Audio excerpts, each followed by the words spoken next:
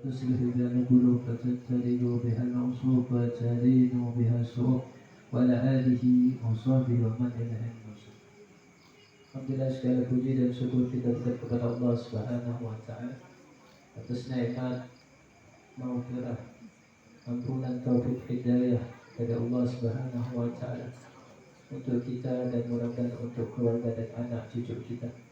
Bersambung tadinya kepada as-salafun was-salihin, kepada para sahabat-sahabat Nabi Muhammad, dan kelak kita akan dipimpin oleh Nabi kita Muhammad sallallahu alaihi wasallam untuk bersama berkumpul di surga Allah tentunya dengan ridha Allah Subhanahu wa taala. Amin ya rabbal alamin. Mudah-mudahan pembaca rajib al-haddad yang dikarang oleh al-Baqarah dan haddad dapat kita istiqamahkan setiap waktu, setiap saatnya untuk kita baca setiap harinya, mabainal maghrib atau antara isya dengan maghrib, yang memberikan manfaat yang besar, barokah yang tidak terhingga bagi mereka yang istiqamah dalam pembacaan Al-Quran.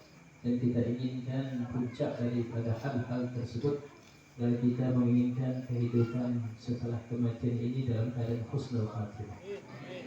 Mati dalam keadaan baik itu macam-macam. Mati dalam keadaan sholat, mati dalam keadaan zikir, mati dalam keadaan bertasbih, mati dalam keadaan ingat kepada Allah, apapun menjadi husnul khatimah. Amin ya rabbal alamin.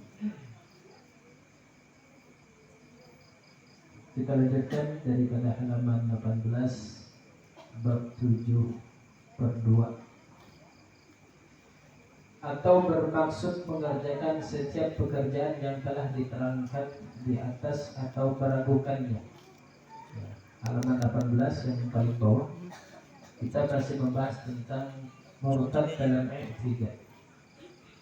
Jadi pada pertemuan yang lalu, orang kalau berazam atau azama ala kufri, orang bermaksud untuk melakukan kekufuran atau perbuatan yang mengarah kekufuran fil mustaqbal, di masa yang akan datang pun, kata Abdullah bin Husain al-Tahir, itu tidak boleh.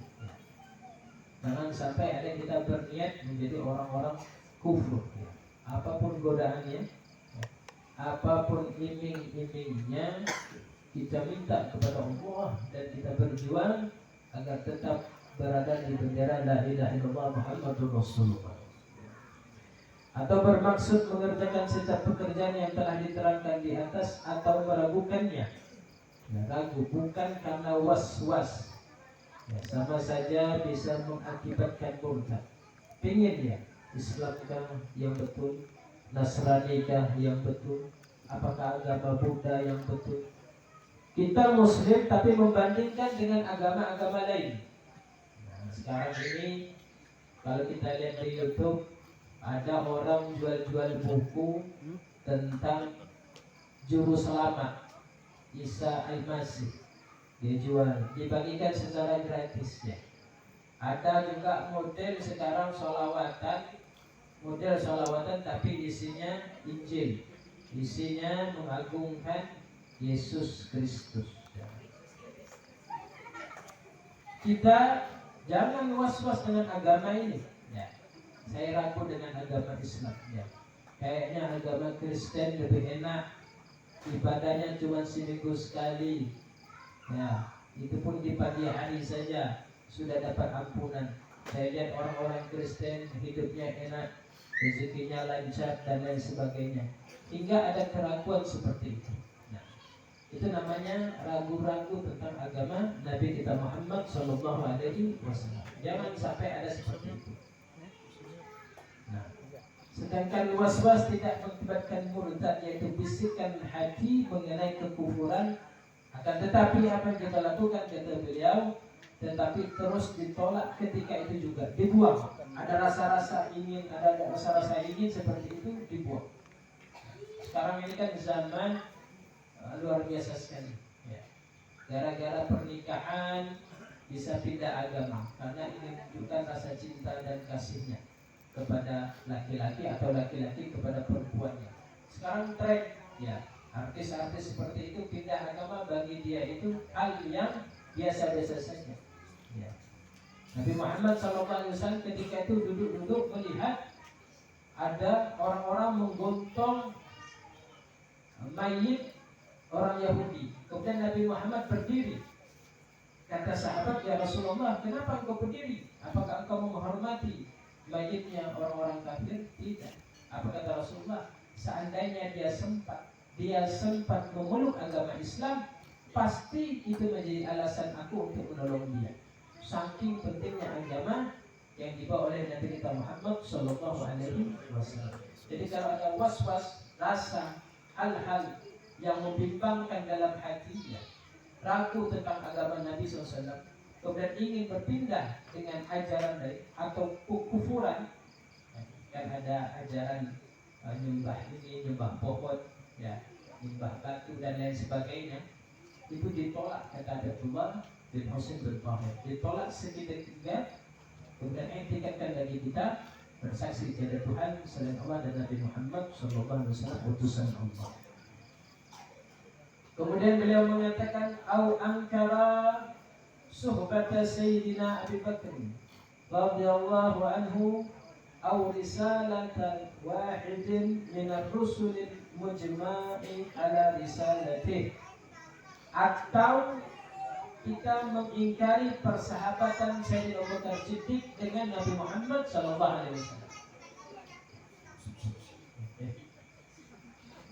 atau kita ingkar ya, apa sahabat Nabi yang Abu Bakar itu tidak setia dengan Nabi Muhammad. Rasa itu saja, punya perasaan seperti itu murtad, kata Abdullah bin Husain bin Tahir.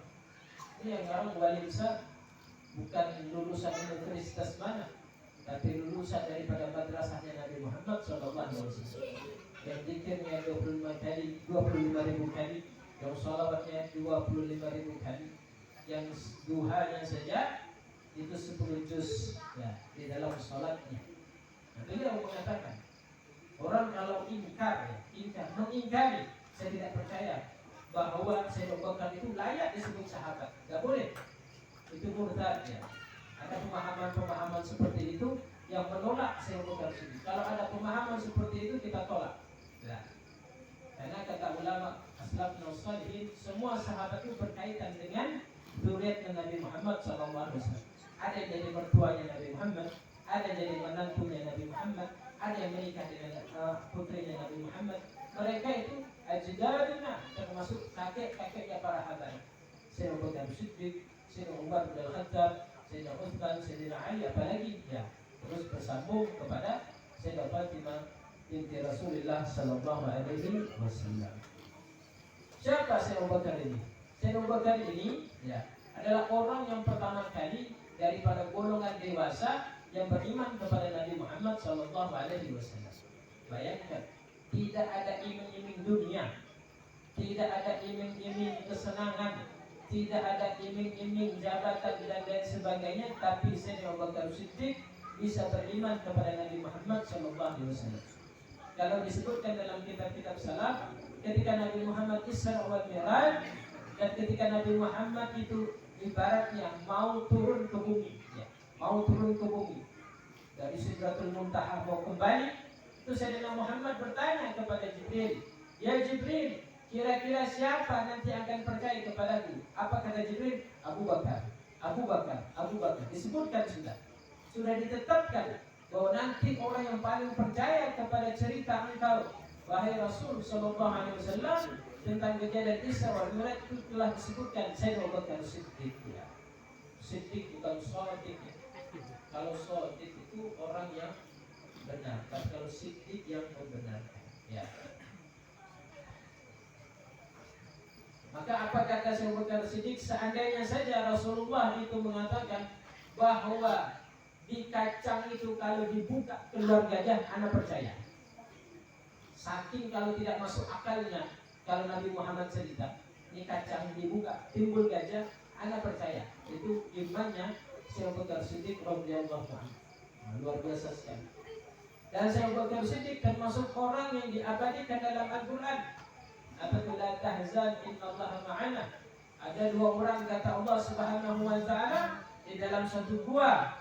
Kemudian Allah mengatakan Nabi Muhammad mengatakan la tahzan innallaha ma'ana. Ketika itu Nabi berkata kepada Abu Bakar Siddiq, jangan sedih ya, bukan jangan takut. Jangan sedih ya. Karena Abu Bakar Siddiq khawatir saat itu orang-orang kafir Quraisy. Jadi Abu Bakar Siddiq itu Nabi Muhammad dan Abu Bakar itu bersembunyi dalam gua Hira. Yang pernah haji, pernah umrah, mungkin sebagian sempat mendaki ke gua Hira ya, di Gunung Uhud ya. Itu naik 2 kilo, turun 2 kilo. Jadi kalau turun naik bisa 4 kilo. Dan dulu jalannya terjal. Jadi sekarang saja susah.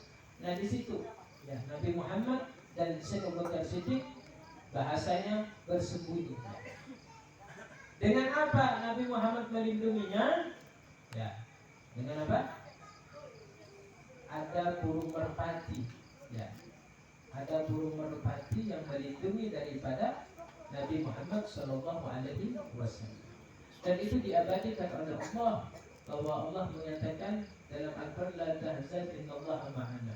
Ada 3 orang. Jangan katakan kita ini berdua, kata Nabi Muhammad SAW. Tapi kita ini bertiga, yaitu Allah Subhanahu wa Ta'ala. Nah, kalau kita dilarikan ke Taurat, ada istilah tawajuh antara murid dengan seorang guru, yaitu gurunya siapa? Mursyidnya siapa? Nabi Muhammad Sallallahu Alaihi Wasallam. Bahkan disebutkan, dan seandainya akan aku limpahkan nur cahaya Allah, maka akan aku limpahkan kepada dadanya Sayyidina Abu Bakar Siddiq.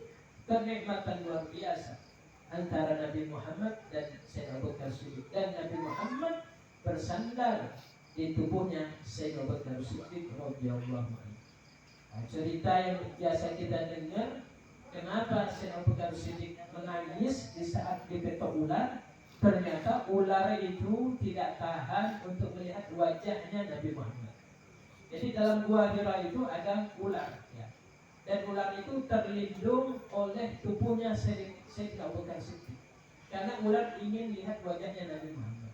Maka untuk supaya wajah Nabi Muhammad yang mulia itu terlihat, maka ular pun mengetok daripada kakinya Sayyidina Abu Bakar Siddiq, akhirnya tergeser.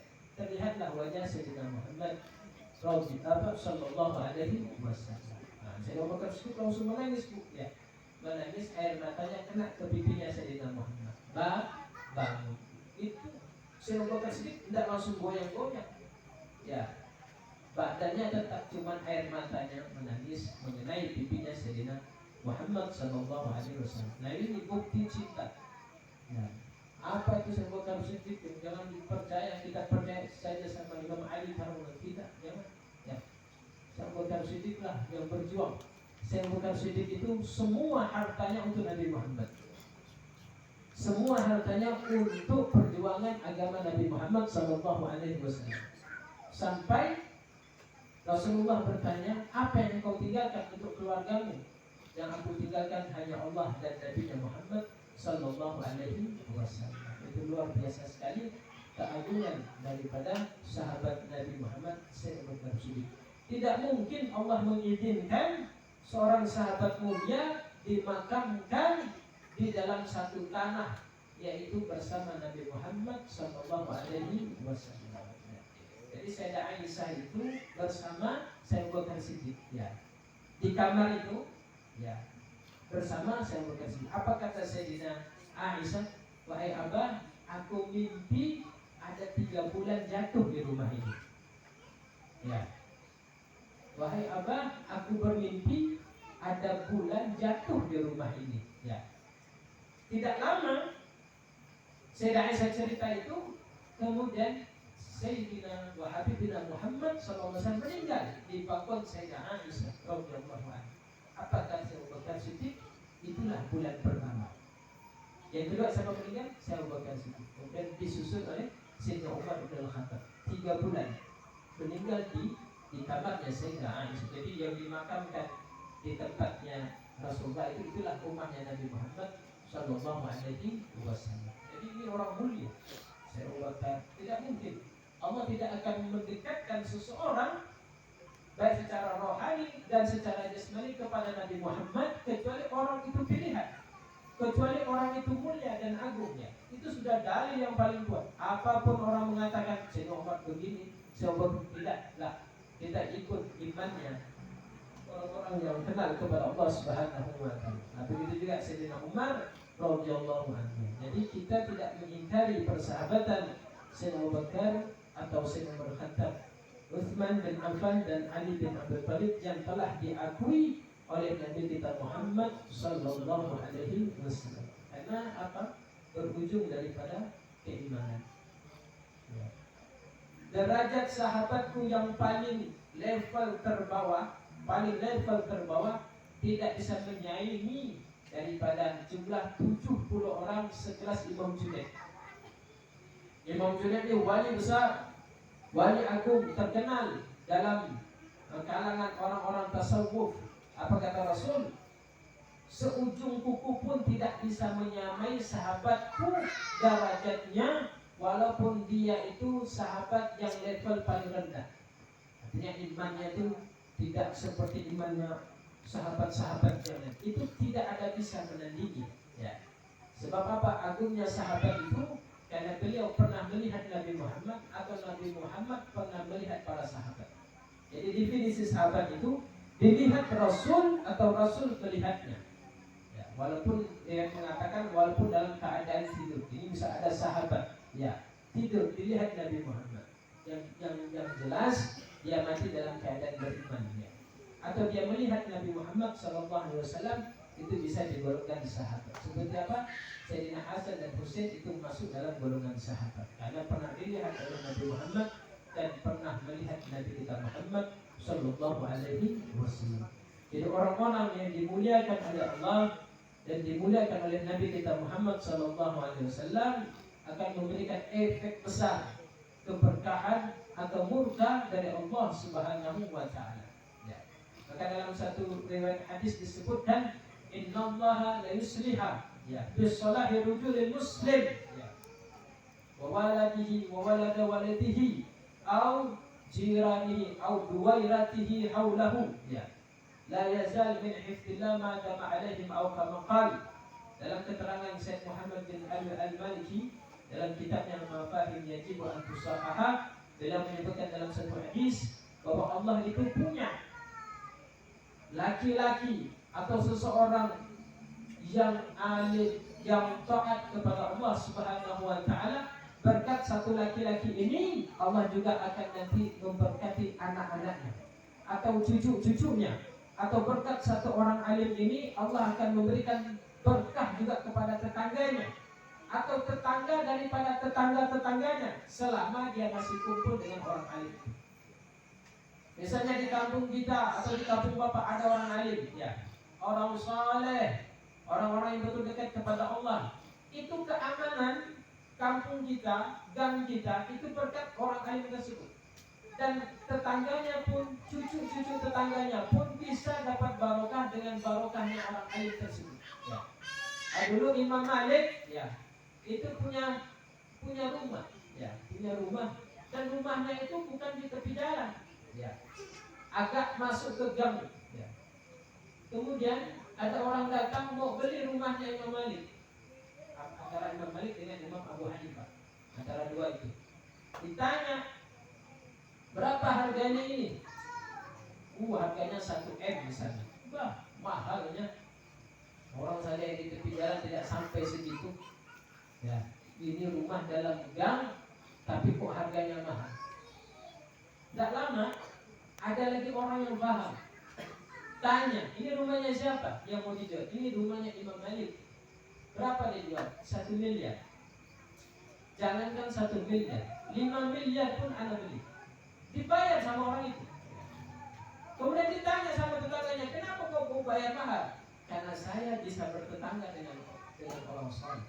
Karena saya bisa berdekatan dengan orang soleh. Karena rumah ini di sampingnya ada rumah Imam Malik, ya.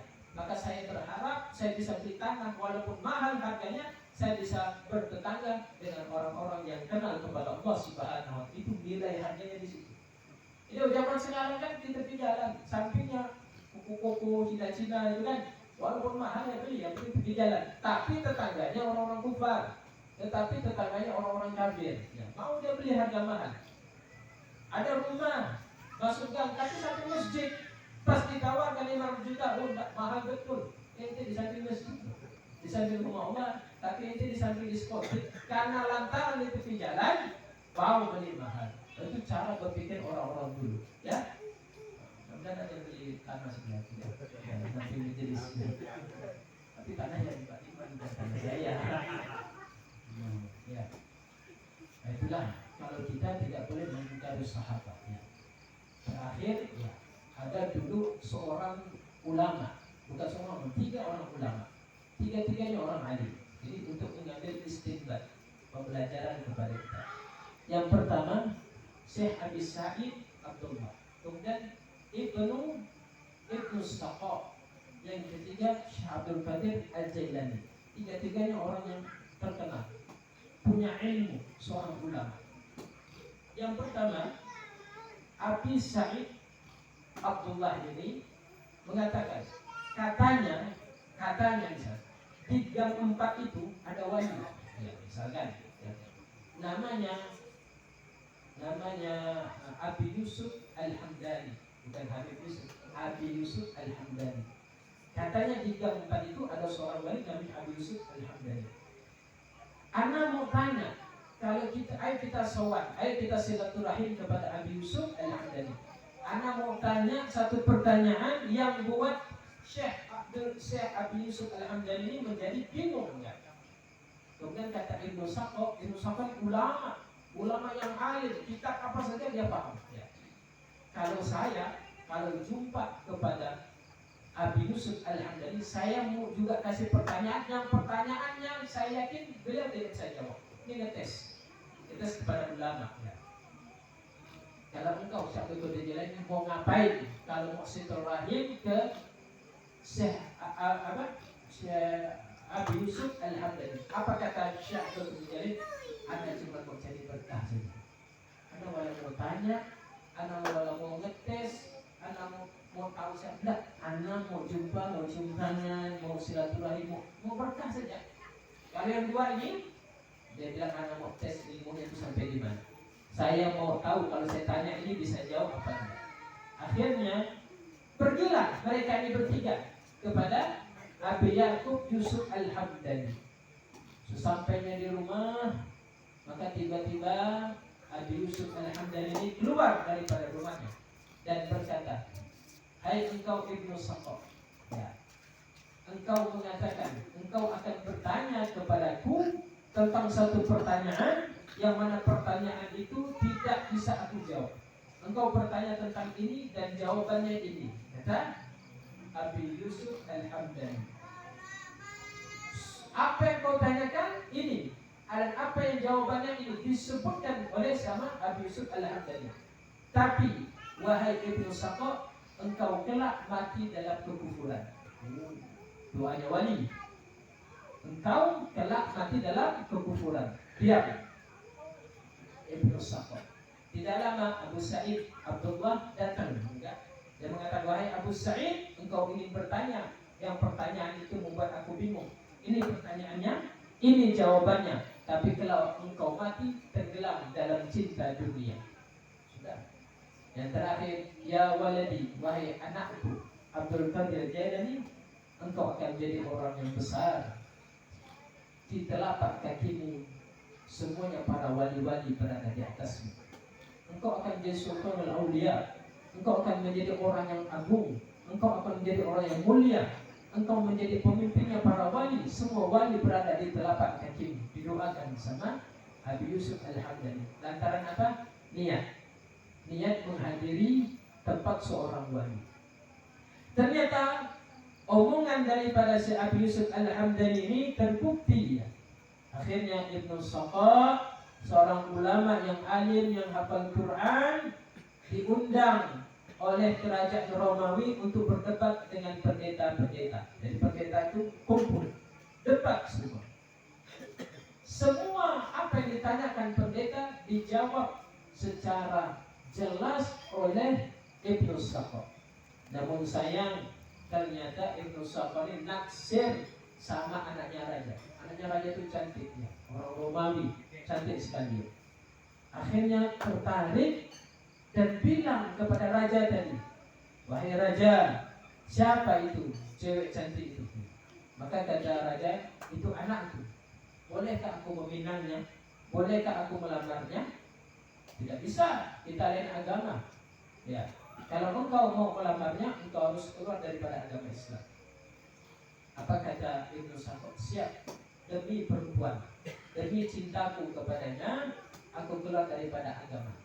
Jadi keluar daripada agama Islam, menjadi orang yang murtad, yang keluar daripada agama Nabi Muhammad SAW. Berselang 1-2 minggu perkawinan antara Ibnu Saqqa dengan putrinya, ternyata terjadi perceraian. Apa kata istrinya?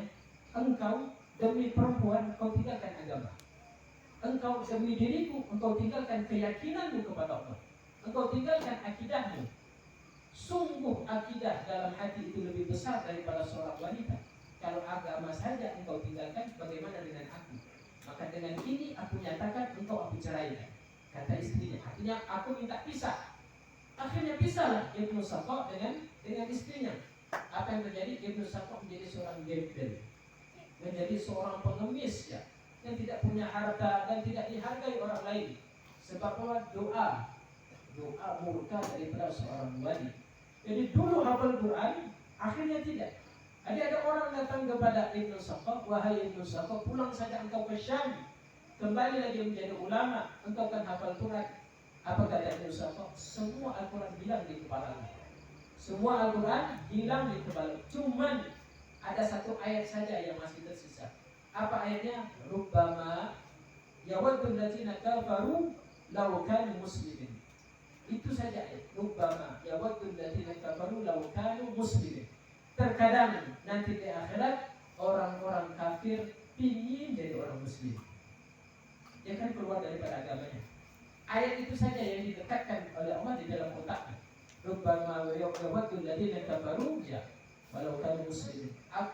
Orang-orang kafir nanti di akhirat kata Allah menginginkan seandainya aku masih agama Islam, seandainya aku masih seorang muslim, seandainya aku masih beriman kepada Nabi SAW. Jadi setelah itu Ibnu Saqqa mati dalam keadaan kafir, dalam keadaan murtad.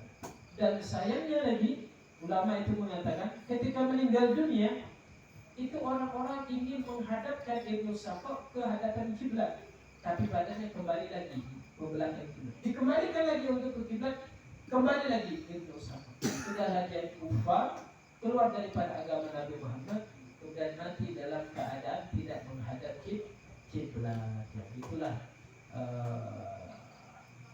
hikmah yang bisa kita ambil. Jangan ingat kepada sahabat. Ya, takutnya kita mati kafir nanti. Ya.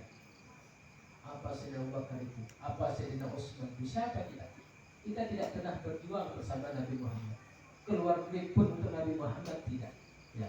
Bertumpah darah pun kepada Nabi Muhammad pun tidak. Terus tiba-tiba kita menghina sahabat-sahabat Nabi Muhammad Sallallahu Alaihi Wasallam yang telah dicintai oleh Allah, yang telah bersama makamnya bersama Nabi Muhammad Sallallahu Alaihi Wasallam. Artinya kita beringkar saja kepada seorang wali, niatnya tes saja, itu bisa mati dalam keadaan tidak beriman. Tapi apa yang terjadi kepada Sayyidina Syekh Abdul Qadir Jailani? Beliau diangkat menjadi wali Allah karena dia datang, saya ingin dapat barokahnya, saya ingin dapat doanya seorang wali. Atau kita bisa ambil hikmah. Kalau kita datang kepada guru, jangan kita mau saing-saingan ilmu. Nanti saya datang ke guru ini, saya mau debat, saya mau datang ini, saya biar ramai. Nah, tidak usah. Nanti saya rahim saja. Kalau betul-betul tidak mengerti, bolehlah ditanyakan. Tapi kalau hanya untuk ngetes sampai di mana ilmu orang itu yang bahaya. Dan takut kita ilmu kita ditutup oleh Allah Subhanahu wa Ta'ala. Mudah-mudahan kita diberikan kecintaan kepada sahabat Nabi Muhammad Sallallahu Alaihi Wasallam. Siapapun sahabat Nabi Muhammad yang bersama Nabi Muhammad, kita tetap cinta agar kehidupan kita diberkahi oleh Allah. Begitu juga kepada seorang aulia salihin, para wali oleh Allah tetap kita cintai dan kita berharap berkumpul kepada orang-orang saleh. Amin ya rabbal alamin. Kembali kita sama-sama membaca salawat dan salam kepada Nabi Muhammad SAW sebanyak 100 kali. Minta maafkan dosa kita, dosa kedua orang tua kita, dosa saudara kita, dosa tetangga-tetangga kita, dan Allah jadikan anak kita anak yang soleh dan solehah. Allah berikan kehidupan yang penuh berkah di dunia wal akhirat, sehat walafiat lahir dan batin. Allah mudahkan urusan kita, rezeki kita, kesehatan kita digampangkan, dimudahkan oleh Allah Subhanahu wa taala, dan kita mendapatkan syafaat Nabi kita Muhammad di alam barzah sampai yaumul qiyamah. Ala hadhihi wa kullu nafsin salihah bi salawat ala Nabi sallallahu alaihi wasallam. Al-Fatihah.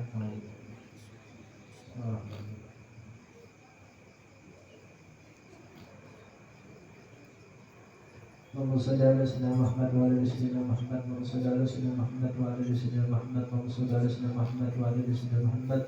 Allahumma shalli ala sayyidina Muhammad wa ala sayyidina Muhammad. Allahumma shalli ala sayyidina Muhammad wa ala sayyidina Muhammad. Allahumma shalli ala sayyidina Muhammad wa ala sayyidina Muhammad. Allahumma shalli ala sayyidina Muhammad wa ala sayyidina Muhammad. Allahumma shalli ala sayyidina Muhammad wa ala sayyidina Muhammad. Allahumma shalli ala sayyidina Muhammad wa ala sayyidina Muhammad. Allahumma shalli ala sayyidina Muhammad wa ala sayyidina Muhammad.